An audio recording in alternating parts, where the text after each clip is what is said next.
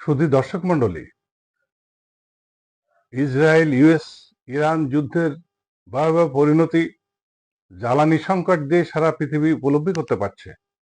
আমাদের দেশে এমন কোনো দূরদর্শী নেতা আমরা খুঁজে পাইনি যে আমাদের অন্তত 6 মাস 1 বছর চলার মতো জ্বালানি মজুতের কথা কেউ ভেবেছে।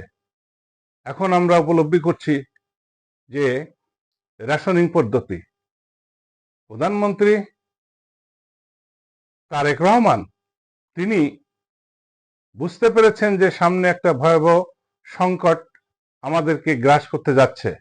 সেই সংকটের মধ্যে কি, জ্বালানি যদি না থাকে বিদ্যুৎ উৎপাদন ব্যাহত হবে, শিল্প কলকারখানা চলবে না, সর্বাবস্থায় অর্থনৈতিক একটা বিপর্যয় নেমে আসবে দেশের জন্য। এই অবস্থার মধ্যে তিনি তড়িৎ কিছু সিদ্ধান্ত দিয়েছেন।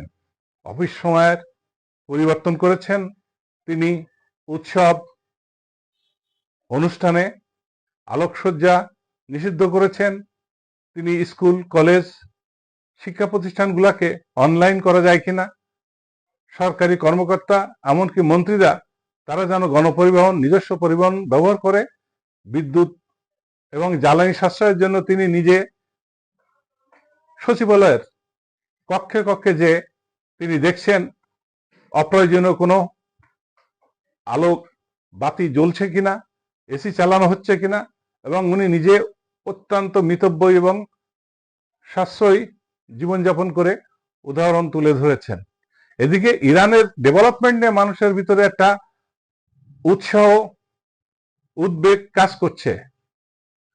সম্প্রতি একটা গণমাধ্যমে দেখা যাচ্ছে পুতিন শেষ পর্যন্ত আর ধৈর্য ধরে রাখতে পারলেন না, তিনি হরমুজ প্রণালীর কাছাকাছি 6টি সাবমেরিন পাঠিয়েছেন, তার মধ্যে 2টা নিউক্লিয়ার সাবমেরিন পাঠিয়েছে। এই সংবাদ যুক্তরাষ্ট্র এবং ইসরায়েলের মনে কাঁপুনি ধরিয়ে দিয়েছে। সর্বাবস্থায় দেশের কল্যাণ যারা কামনা করে তারা আশা করেছিল যে আমাদের অন্তত জ্বালানি সরবরাহটা এই দেশে হরমুজ প্রণালী থেকে ইরানের সহযোগিতা পাওয়া যাবে।